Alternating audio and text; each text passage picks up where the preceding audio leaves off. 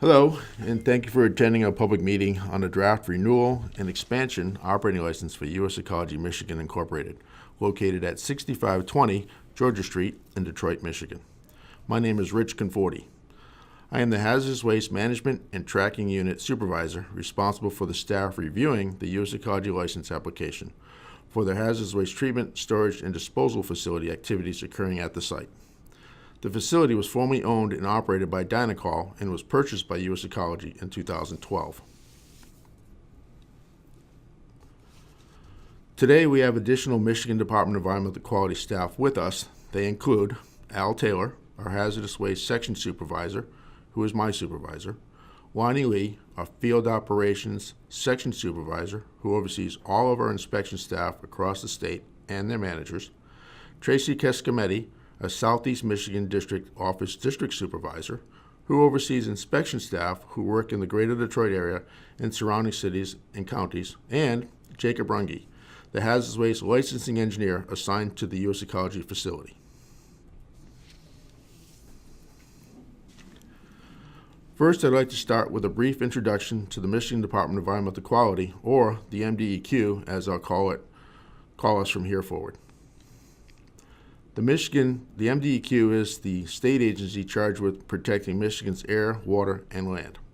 We do this through a lot of different programs, but largely through the enforcement of environmental laws. These laws generally require permitting, licensing, inspection, and monitoring of activities that have the potential to alter, degrade, or pollute the environment. We have programs that regulate air emissions, sewage treatment facilities, drinking water plants, landfills, and scrap tires. Most of us here tonight are from the Waste Management and Radiological Protection Division. We are responsible for programs that ensure proper management of hazardous waste, solid waste, scrap tires, and radioactive materials. We're here tonight to talk about the hazardous waste management and specifically U.S. Ecology's application to renew and expand the licensed hazardous waste treatment and storage activities. Before reviewing the license action, I'd like to briefly discuss what is a hazardous waste. Hazardous waste is not the waste that we put out on our curbs on trash day. That type of waste goes to regular solid waste landfills, like the ones you see off I-75 up near the Palace, now called Little Caesars Arena. Hazardous waste is mostly generated from industrial and commercial operations, and it requires special management and handling to protect public health and the environment. Hazardous wastes are wastes that are toxic, corrosive, ignitable, or reactive. They can also include waste from specific industrial processes like metal finishing. Businesses that generate hazardous waste like steel mills, auto manufacturers, and dry cleaners are all required by law to manage their hazardous waste properly. The MDEQ inspects facilities that generate hazardous waste to make sure they properly accumulate, transport, and dispose of their hazardous waste. We also regulate the people and businesses that transport, store, and process hazardous waste accepted from off-site generators, such as U.S. Ecology. The U.S. Ecology site on Georgia Street is known as a Hazardous Waste Treatment, Storage, and Disposal Facility, also often called a TSDF. A commercial hazardous waste treatment, storage, and disposal facility is a facility that takes in hazardous waste from other businesses and manages it to ensure that it is handled safely. This can include storing and consolidating hazardous waste for shipment to another licensed TSDF authorized to take it. It can also include processing or treating the waste so that it is no longer hazardous. U.S. Ecology has a number of treatment processes that they use for different types of hazardous waste, which I'll talk about more later. After the hazardous waste has been treated, the liquids from the treatment process are conveyed to the sanitary sewer, and the solids are sent to a licensed off-site disposal facility. Nothing is buried or applied to the land at the U.S. Ecology Georgia Street site. The Great Lakes Water Authority issued a permit to U.S. Ecology for their wastewater that they take away from the site. I will talk a little more about that permit later too.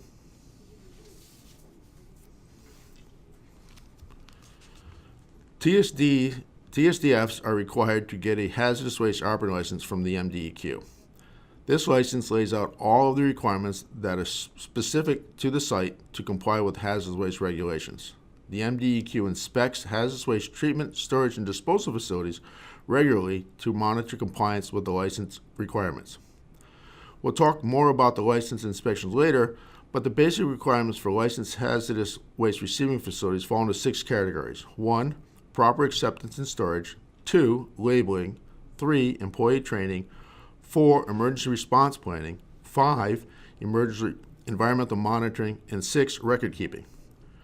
Proper acceptance and storage is the definition of proper acceptance and storage is to ensure proper hazardous waste acceptance. The license includes provisions on how waste is analyzed to verify they're only accepting what they're authorized to accept. To ensure proper storage, the license includes provisions like time limits on how long the hazardous waste can be stored before it has to be treated or sent out for proper disposal. It also includes specifications for the tanks or vault design, installation and maintenance, and spill containment and alarm systems. Labeling is required so that everyone on the site understands what materials are on site and what hazards they pose.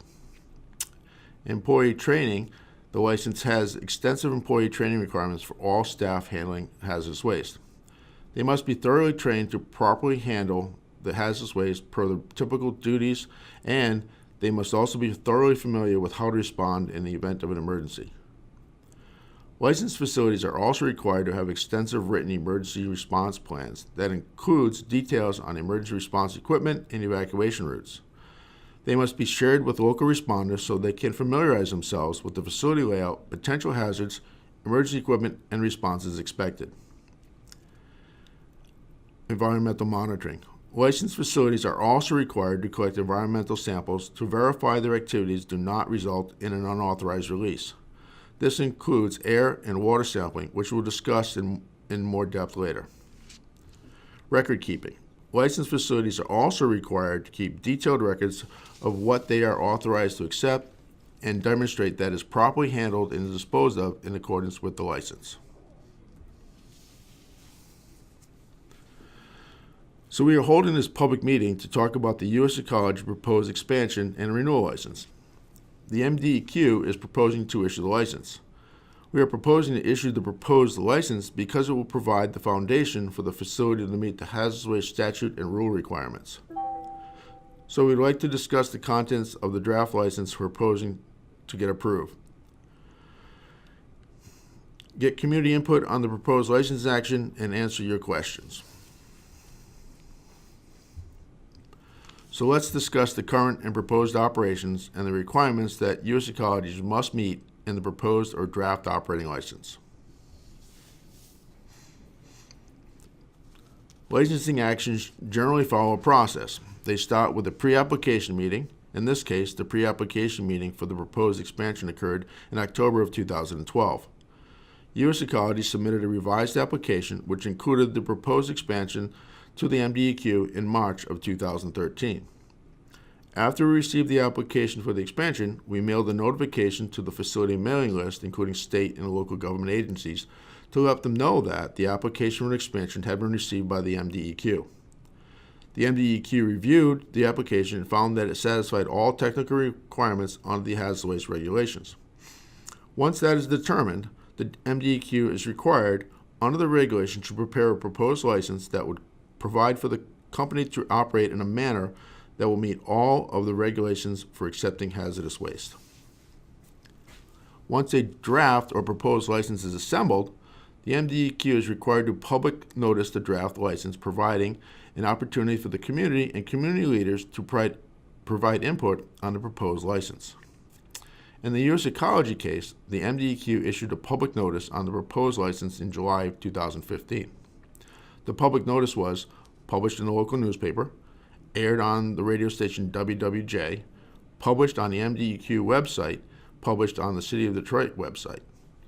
We also notified people on the mailing list, federal, state, local governmental agencies, and sent a mass mailing to over 4,000 residents within a 1-mile radius of the facility in 2015. Between 2015 and 2018, the application was under further review by the United States Environmental Protection Agency, who who requested updates to the facility waste analysis plan used to evaluate incoming wastes. In July 2018, the MDEQ received 2 petitions to reopen the public comment period and provide translation services for Yemeni and Bengali community members to participate in the public comment period. The DEQ public noticed the reopened comment period and meeting by publishing a notice in the local newspaper, broadcasting details of the open house and meeting on a local radio station, WWJ 950 AM, publishing it on the MDEQ website, sending notice of the proposed action to the facility mailing list, federal, state, and local governmental agencies, and provided flyers to local community leaders and members translated to Arabic and Bengali to distribute at local places of worship. These flyers, the facility fact page, and this presentation were translated into Arabic and Bengali prior to distribution. The public comment period is open until April 12, 2019. After the public comment period closes, and if no technical issues are identified with the proposed license, the DEQ is required by law to issue the license.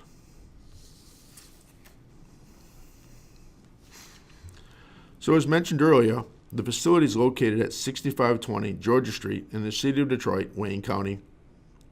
The facility property is shown here inside the red square, which follows the perimeter of the property. The facility located in an area that is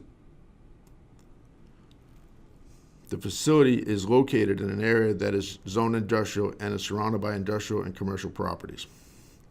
The property has been industrially developed since as early as the late 1930s. Industrial operations have included coal and steel stage yards, American Brass and Iron Company, and Dibble Color Company through 1977. Waste Acid Services is the name of the original company operating the hazardous waste disposal facility at this location. Waste Acid Services changed their name to Dynacol, which was later purchased by U.S. Ecology. This slide shows an aerial view of the current U.S. Ecology facility.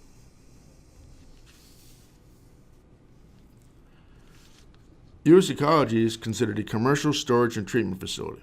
This means that they receive and treat hazardous waste from businesses such as steel finishers, chemical manufacturing, automotive manufacturers, dry cleaners, and environmental cleanup activities. U.S. Ecology manages waste containing acids, alkalis, metals, and organic compounds. All treated waste is shipped to another licensed location for ultimate disposal. U.S. Ecology uses stabilization, dewatering, chemical oxidation, chemical reduction, deactivation of reactives, neutralization, absorption, and precipitation to treat hazardous waste at their facility. These treatment processes are considered stabilization technologies. This means that the waste has been treated to make it physically and chemically stable. Examples are taking an acid liquid, like drain cleaner, and adding material, similar to baking soda, to bring the acid to a neutral liquid. Water is neutral. Another example would be to take a liquid or sludge material and add a material like cement or lime to dry the waste.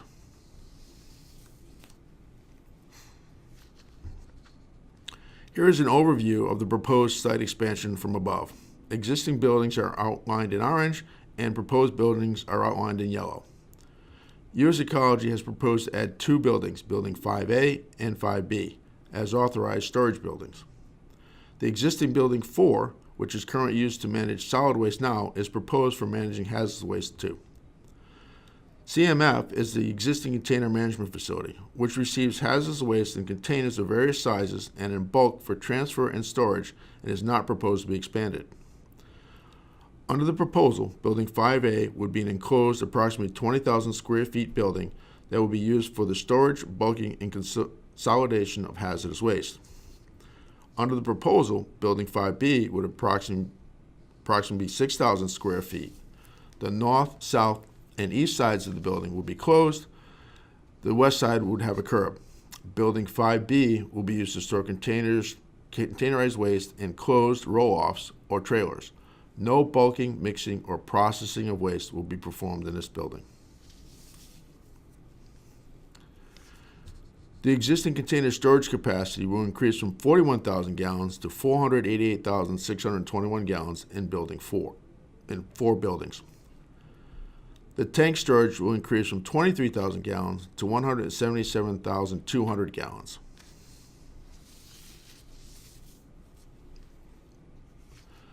Wastewater treatment will continue to be as described previously. There will be no increase in the amount of hazardous wastewater treated or discharged.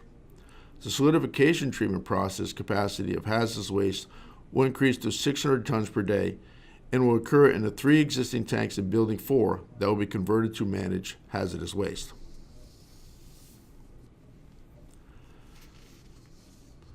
The license renewal the MDEQ is proposing to issue to US Ecology is for 10 years. A hazardous waste operating license is a large, technically complicated document. Standard and general operating parts include 1. Legal requirements, 2. Definition and references, 3. Facility design, 4. Operational requirements, 5. Security provisions, 6. Inspection requirements, 7. Record keeping, and 8. Reporting. The attachments include 1. A waste analysis plan, 2. An inspection schedule, 3.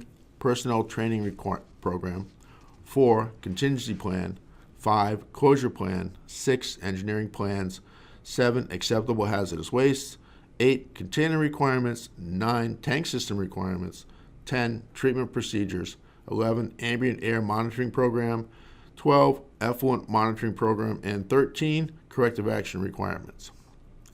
Expansion conditions require construction to be in accordance with the approved engineering plans, submittal of progress report during active construction, submittal of as-built plans after construction, and certification that the newly constructed construction areas are capable of storing and treating hazardous waste prior to operation. Because of its size, we don't have copies to hand out, but you can find it on our website and at a number of locations we'll list later. This takes us to briefly discussing the environmental monitoring required by the license. Environmental monitoring serves a variety of purposes, but foremost is to act as an indicator for protection of public health and public and environmental health. Air monitoring, effluent monitoring, groundwater monitoring, and soil monitoring were a consideration in the construction of the license. The facility is constructed and preventive measures are put in place to prevent exposure or contamination. These, along with the environmental monitoring, acts as an early warning sign for potential releases. Current preventive measures include waste handling activities occurring in enclosed buildings, on impermeable surfaces, and with secondary containment for protection against precipitation and spills. US Ecology has been ambient air monitoring on-site since 1990 at 3 different locations. The data is reported monthly to the MDEQ. What the monitoring equipment samples for is total suspended particulates and airborne metals. There is no ambient air standard for total suspended particulates. The goal is to be below the national ambient air quality standards for particulate matter less than 10 micrometers in diameter. In order to combat previous dust issues, US Ecology paved the previously dirt lot, which had the highest dust concentrations on the site. They have passed all flow rate audits and all monitoring locations have low metal values. US Ecology treats all wastewater before discharging it into the sewer system. The Great Lakes Water Authority enforces a discharge permit. The Great Lakes Water Authority treats the wastewater again before discharging it to the Detroit River. Groundwater sampled after the issuance of the first license in 1983 through the second issuance in 1990 did not indicate any signs of contamination, and potential contamination activities now occur in enclosed buildings along with a thick clay layer below the facility, preventing the groundwater from being in an aquifer. Because of this, US Ecology has already been granted a waiver for groundwater monitoring. The City of Detroit does not use groundwater as a source of drinking water. Since 1990, there have been no reported releases by US Ecology, and the license requires the facility to report, release, and take appropriate emergency response action as specified in the contingency plan. Soil is currently not being monitored at US Ecology due to the enclosed environment and the second containment on which activities occur. In the unlikely event of a release, soil monitoring will begin, or if the site closes. Risk of off-site soil contamination is extremely low due to the lack of airborne contaminants or groundwater transport, also due to the protected area of activity and site geology. I'd like to finish up with details about the public comment period. The public comment period will run through April 12, 2019. You can send written comments to me, Mr. Rich Conforti, at P.O. Box 30241, Lansing, Michigan, 48909.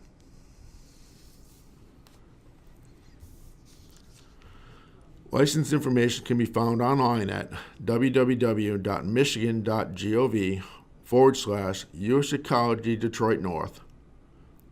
Copies of the entire operating license proposal are also available at our MDEQ offices. For our Detroit field office, please call Wilhelmina McElmore at 313-456-4685. Sorry about that. For our Southeast Michigan District in Warren, please call Jeanette Nochelle at 586-494-5091. For our Lansing office, please call me at 517-284-6558. We will now take questions before moving into the public comment portion of the meeting.